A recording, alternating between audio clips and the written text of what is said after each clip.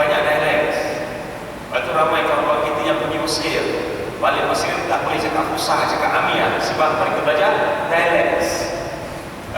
Antara bahasa Arab yang agak rapat dengan bahasa Fusha, bahasa Al-Quran ialah Jordan dengan Syria.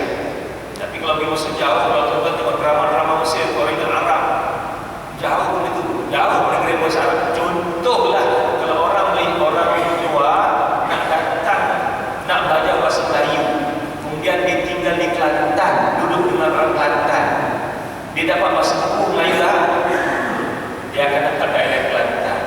Dan orang Johor yang tak pernah mingle around dengan orang Kelantan, bila orang Kelantan pergi Johor cakap Kelantan piok, orang Johor tak akan faham sebiji abu.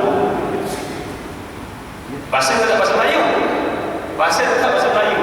Demikian juga lah dialek Arab ni. Kalau dialek Mesir cakap dengan orang Syria ikut dialek Mesir, dan orang Syria cakap dialek Syria, masing-masing tak faham.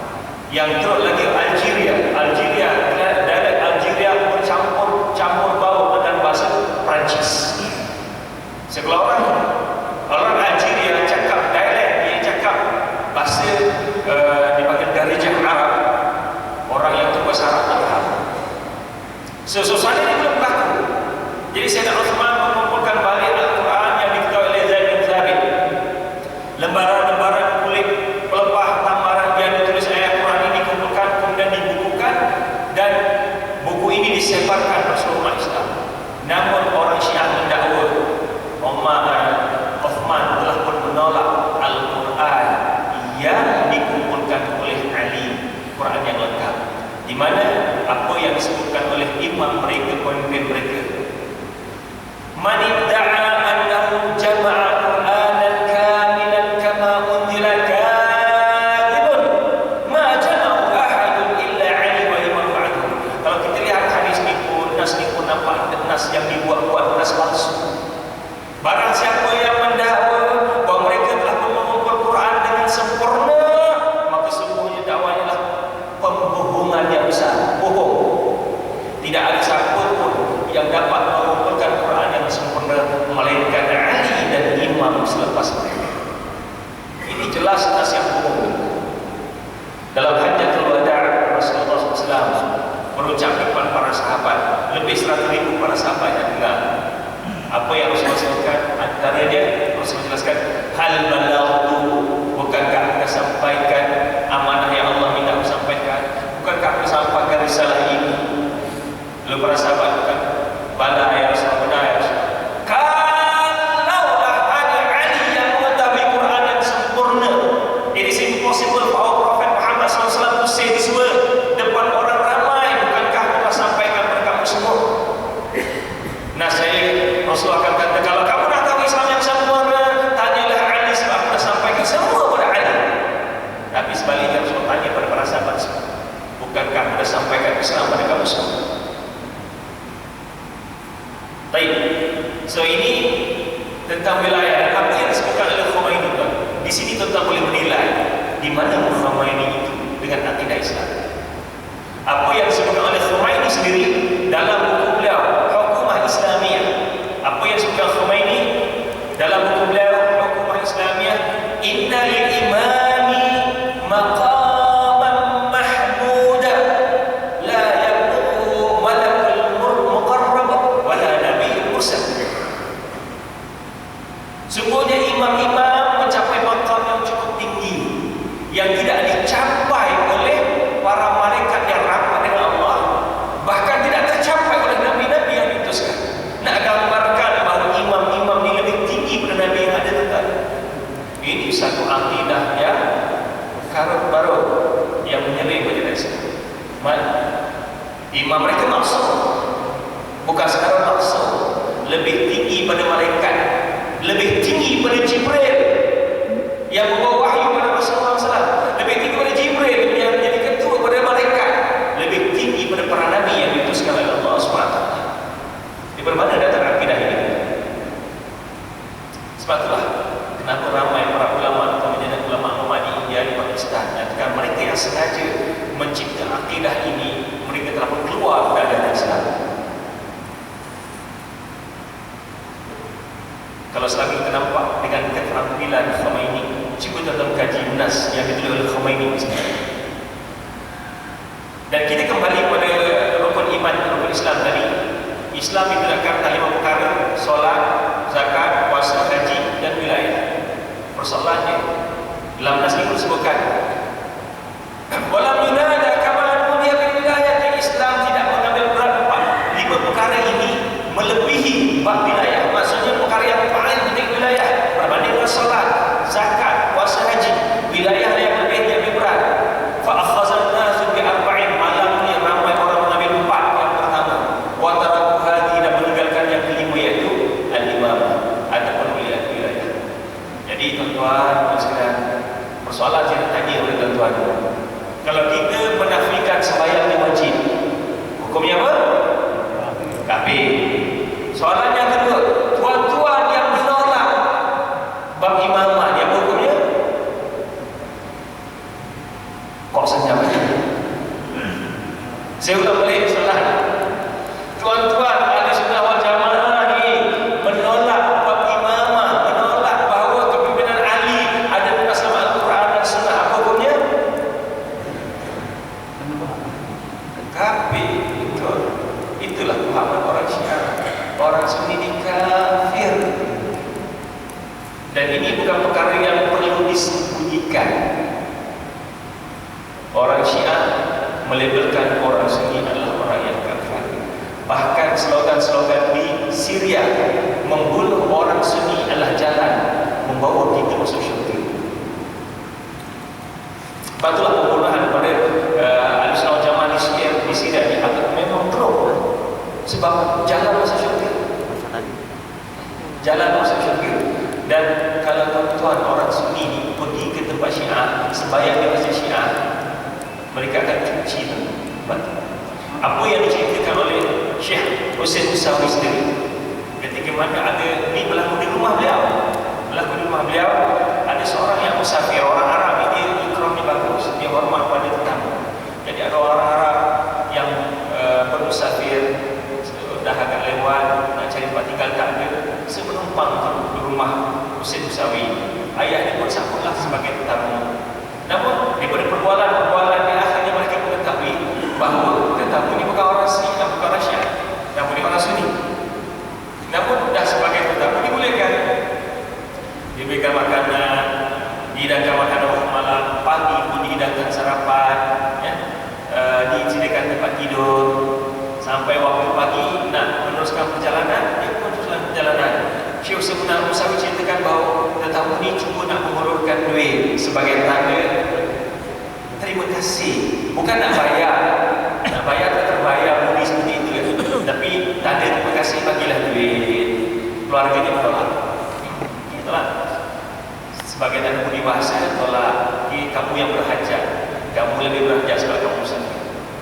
Tapi bila tetamu ni lalu pergi, ayah kepada Syekh Hussein Musawi menyatakan, kemaskan cadar-cadar, tika-tika yang ada, pergi cuci saja. Syekh Hussein Musawi tanya, kenapa nak cuci? Lalu dijelaskan, kalau ada kambing masuk ke tempat kita, tidak ada masalah, sebab kambing tak najis. Tapi kalau ada babi masuk ke tempat kita, kita kena cuci sebab babi najis.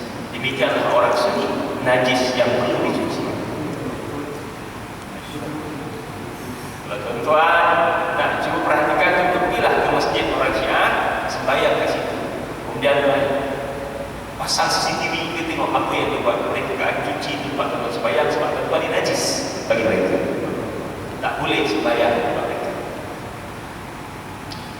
Sebab imam atau wilayah ini adalah akidah yang asas, akidah tunjang, dan dari situ timbullah rintitan-rintitan akidah yang lain. Apakah konsekuen ataupun natijah daripada akidah imamah ini? Yang pertama, konsekuen yang pertama ialah Abu Bakar yang dilantik menjadi khalifah, Umar yang dilantik menjadi khalifah yang kedua. Apa hukumnya? Mereka menyatakan bahawa kedua-dua orang ini adalah dua berhala yang besar dalam sejarah manusia, di mana kedua-duanya ini melakukan sabotaj pada Ali.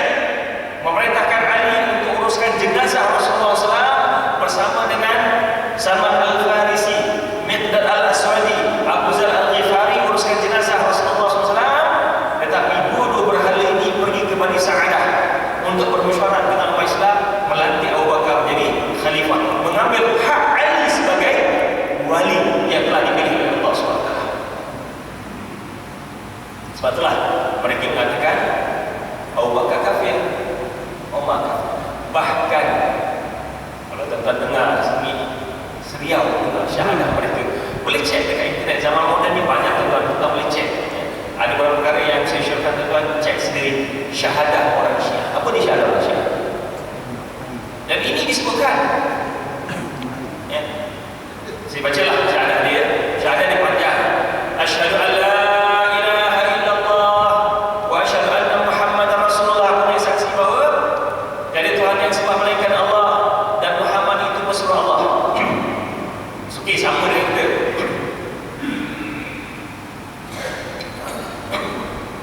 Dah sambung lagi.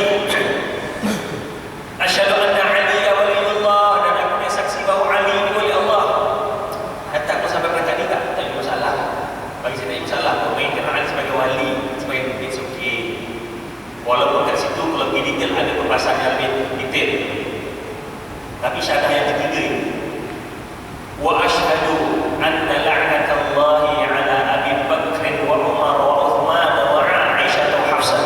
Dan aku ni saksi bahawa laknat Allah pada Abu Bakar, pada Umar, pada Uthman, pada Aisyah dan pada Hafsah. Ini ada dalam syahadah mereka. Aku ni saksi bahawa laknat Allah pada Abu Bakar, pada Umar, pada Uthman, pada Aisyah dan pada Hafsah. Wa asyhadu anna, dan aku ni saksi bahawa bukan imam-imam sampai imam 12 ini adalah wali Rasul. Saya beberapa kali berbincang dengan Syiah Melayu. Ini bukan Syiah Luar, Syiah Melayu. Sebab saya sempat hidup bersama dengan orang-orang Syiah di luar negara. Saya ada kawan orang Syiah di luar negara. Dan saya ada juga kawan-kawan Syiah Melayu yang Syiah jadi-jadian, bukan Syiah keturunan di Malaysia. Ada wajah dia. Saya sebut Syiah jadian kenapa? Sebab dia menjadi Syiah secara baru. Dan Syiah menggunakan teknik yang cukup ampuh untuk mempengaruhi umat Islam. Saya sebutkan tuan-tuan, saya yakin tuan-tuan mungkin tak terpengaruh dengan Syiah. Tapi jagalah anak-anak kita yang belajar kat universiti, sebab pengaruh Syiah banyak di universiti sekarang ni. Dan tak perlu juga untuk saya sebutkan bahawa bahkan ada sebahagian pensyarah-pensyarah yang menjadi Syiah yang mengajarkan, yang menyebarkan ajaran ini universiti. Dulu di UM popular dengan perkara ini di bidang berbagai agama akademik Islam ada nama beberapa orang pensyarah-pensyarah tersebut. Bahkan ada yang telah diberhentikan dari universiti dengan autoriti universiti untuk memberhentikan firman beliau sebab terlampau aktif menyebarkan ajaran Syiah. Dan sekarang kita dah ada Persatuan Syiah Malaysia yang menyebarkan buku. Buku ni saya dah baca, dah kawan saya baca. Sebab saya bagi, saya pun tak, dia dapat buku ni, jadi tertarik dengan buku. Dan yang ditulis oleh Al-Tijani, seorang yang berasal dari Algeria, terserah saya, menulis buku tajuknya Summah Tadaitu, akhirnya aku menemui jalan kebenaran. Buku ini disebarkan di kalangan masyarakat umat Islam ramai. Harta kampung saya pun tidak disebarkan secara percuma. Persatuan Syiah Malaysia telah menjadikan buku ini sebagai buku asas untuk disebarkan, di mana Syekh Tijani mendakwa dia asalnya berfahaman Sunni, yang merasa hidupnya kering, yang merasa hidupnya ini kenapa hamba. Tapi bila dia berkenalan dengan Syiah, melihat kebenaran-kebenaran Syiah, dan akhirnya dapat hidayah, dan akhirnya dia masuk Syiah. Sebab itu tajuk buku ni Summah Tadaitu. Summah Tadaitu, akhirnya aku beri jalan kebenaran. Bagus juga tuan-tuan, buku ni bagus sebenarnya. Daripada buku ni boleh kita tahu bahawa dia dapat hidayah masuk agama yang baru, iaitu agama Syiah. Seolah Syiah memang Syiah, bukan agama Islam, agama yang lain. Kalau kita lihat sumber rujukan mereka tak sama. So, ia bukanlah ajaran Islam. Cuma dia ada banyak nilai-nilai Islam dalam dan baik. Kembali balik, apakah konsekuensi, apakah natijah bahawa akidah imamah yang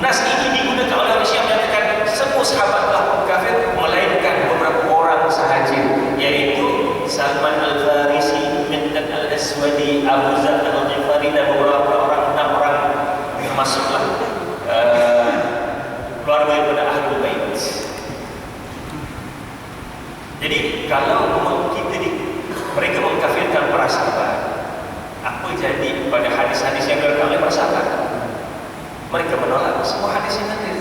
Sebab mereka menolak buku hadis yang kita ada, Bukhari, Muslim, Nasa'i, Tirmizi, Abu Dawud, semua ini ditolak. Orang Syiah tidak menerima buku ini. Mereka ada buku rujukan hadis kiri. Contohnya yang disebut Al-Kulaini, tajuknya Al-Kafi, dia terujukkan mereka.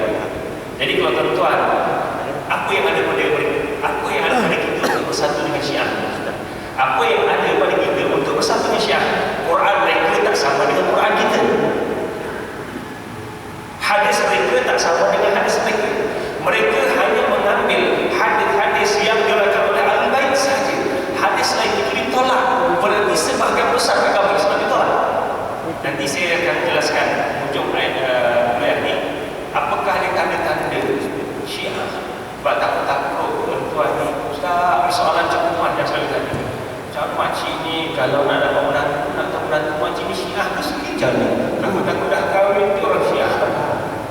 Saya jelaskan dia tanda-tanda dia supaya nampak. Baik.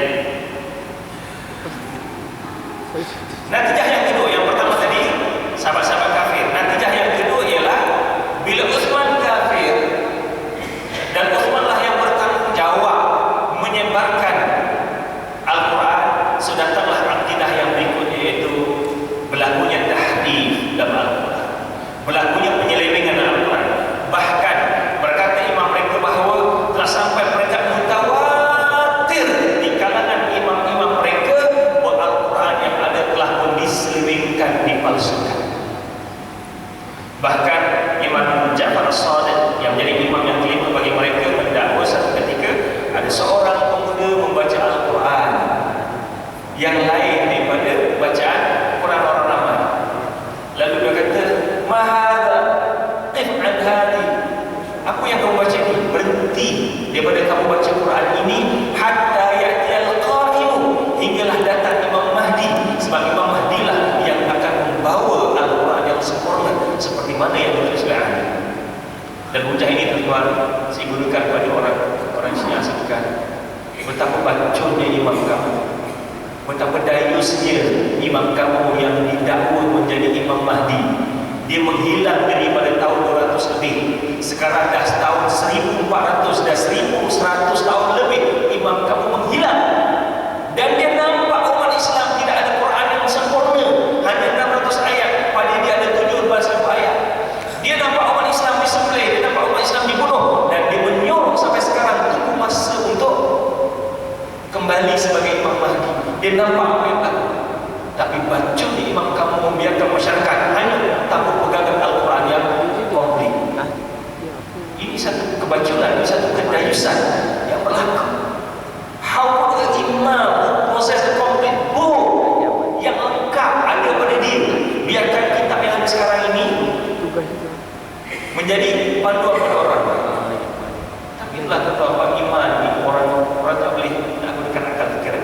Seperti mana saya sebut pada orang Hindu masih pergi Batu Kiru, tengok tangan Tuhannya patah. Tak cakap, bos, tangan Tuhan patah lah, tak betulkan. Tengah tunggu bajet, betulkan tangan. Tak betulkan tangan Tuhan, betul bajet kan? Kalau saya boleh cakap, kalau Tuhan kamu ni hebat, boleh kamu sembah, kenapa Tuhan yang patah tangan ni tak boleh betulkan tangan sendiri? Gobloknya manusia. Kenapa manusia tak kena fikir? Kan nampak tangan ni patah. Dah lama tangan patah, cuma ada besi. Tunggu bajet nak betulkan, dan tunggu tukar pula nak betulkan tangan Tuhan. Tapi manusia tak tahulah gobloknya macam mana. Tapi itu yang disebabkan. Baik. Konsekuensi yang ketiga, bila para sahabat dikafirkan, berarti hadis-hadis yang ada ditolak. Ayat-ayat ada ditolak. Hadis selain Ahlul-Bait ditolak. Jadi bila hadis ditolak, berarti sebagian besar agama Islam telah menghilang ke Syiah. Dan tak mungkin kita boleh bersatu. Tak mungkin kita boleh bersatu dengan Syiah. Jadi tuan-tuan sekalian, kalau kita percaya 6,000 ayat Al-Quran, kita tolak satu ayat saja, hukumnya kafir. Yang tuan-tuan menolak 11,000 ayat ni, bapak ada kafir tau. Bukan hanya kafir, bapak ada kafir. 11,000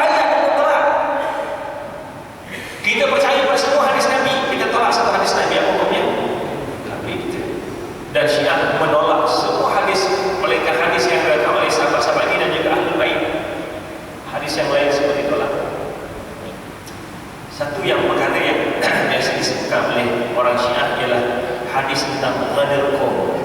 Tentang boleh klik kat internet Ghadir Qum. Hadis ini secara nas jelas pelantikan Sayyidina Ali sebagai pemimpin. Dan orang Syiah kata selepas hadatul wajah, Rasulullah SAW telah mengumpulkan para sahabat lalu menjelaskan hadis ini bahawa Ali dilantik sebagai wali, sebagai pemimpin. Nas hadis jelas. Rasulullah SAW berdiri bersama dengan para sahabat lalu berkata, bersabda, barang siapa melantik aku sebagai walinya, sesungguhnya aku telah melantik Ali sebagai wali. Dan barang siapa yang menolak Ali sebagai wali, sesungguhnya dia telah menolak aku. So hadis ini jelas Ali sebagai wali kan? Tapi yang tuan-tuan tolak Ali siapa? Hadis ini orang Syiah kata ada dalam Bukhari, ada dalam Muslim, yang dipegang oleh orang Sunni yang tuan-tuan pegang. Kenapa tuan-tuan tolak? Ayo. Hadis ini adalah Bukhari Muslim sahih di sisi Sunni, tapi kenapa orang Sunni tak berpegang pada hadis ini? Di mana nas hadis jelas Rasulullah SAW sebutkan Ali sebagai wali, sebagai pengganti Rasulullah SAW. Dan Rasulullah jelaskan juga barang siapa yang menolak Ali, sungguhnya dia telah menolak aku. Jadi tuan-tuan menolak Ali, mudah-mudahan menolak Rasulullah SAW. Betul ke betul? Betul. Senyap macam malaikat tadi. Apa saya tanya soalan ni? Soalan ni adalah soalan yang biasa ditanya oleh manusia. Saya dah biasa berdebat dengan mereka sebab saya tahu. Dan sebagaimana yang saya jelaskan dulu, saya ada dua orang kawan Syiah, seorang lelaki, seorang perempuan. Mau keluar pada mulut beliau, dua orang benci dia terhadap Abu Bakar, benci dia terhadap Umar. Dua orang keluar pada mulut dia. Kalau Abu Bakar dan Umar ada depan aku sekarang, akulah orang yang pertama bunuh dia. Seorang lelaki, seorang perempuan nak gambarkan bencinya mereka kepada Abu Bakar. Tapi Syiah-Syiah jadian mula-mula dia tidak seperti itu. Dia akan datang kemudian dan saya akan jelaskan kalau ada sempat itulah bagaimana strategi yang cukup ampuh yang mereka lakukan untuk memikat, memukau hati orang ramai. Sama ada hati para ustaz-ustaz yang berikan agama, yang menjadi Syiah, ataupun orang awam yang tidak ada pendidikan yang kuat agama tetapi nak berislam, ataupun jenis jagoan-jagoan yang kaki betina, kaki perempuan. Cara cukup ampuh mudah untuk dipengaruhi dan mereka percaya yang cari. Tuan-tuan muslim, dalam kita belajar hadis Nabi, kita tak boleh ambil hadis Nabi kemudian kita implementasikan dalam semua keadaan. Sebab itulah kenapa ulama dalam nak menafsirkan Quran ni kena ada guideline dia. Ada ilmu tentang nahwu, ada ilmu tentang balaghah, ada ilmu tentang asbabun nuzul, ada ilmu tentang Al-Quran. Kita tak boleh ambil Quran terus implement begitu saja tanpa kita tahu apa ayat yang memansuhkan, apa ayat yang kemudian. Ambil contoh tentang korban yang saya pernah ditanya di tahun lepas. Ustaz, kan ada hadis Nabi daging korban tidak boleh disimpan lebih dari 3 hari. Larangan keras Rasulullah SAW jangan simpan daging korban lebih dari 3 hari. Jadi macam ni kena buat. Dapat 6 kilogram daging, bapaknya kena gaut, emaknya kena gaut, anaknya tak balik, nak habiskan daging kambing 3 hari boleh? Habis hadis melarang jangan simpan daging kambing lebih dari 3 hari, daging korban. Tapi yang tuan simpan sampai 1 bulan tak kena air sama punya. Haram tak?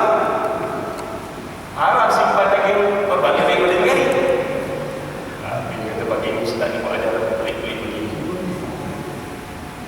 Hadis ni hadis sahih, betul. Tetapi hadis ini telah pun dimansuhkan, telah pun digantikan dari hadis yang kedua. Sebab itu dalam bab syariat ada satu bab bukan nasikh wal mansukh. Nasikh wal mansukh. Hadis yang membatalkan dan hadis yang dibatalkan. Hadis menyimpan daging lebih 3 hari ini telah pun dibatalkan oleh hadis yang kedua. Kunna nahainakum 'anil dikhar ala fattakhiru.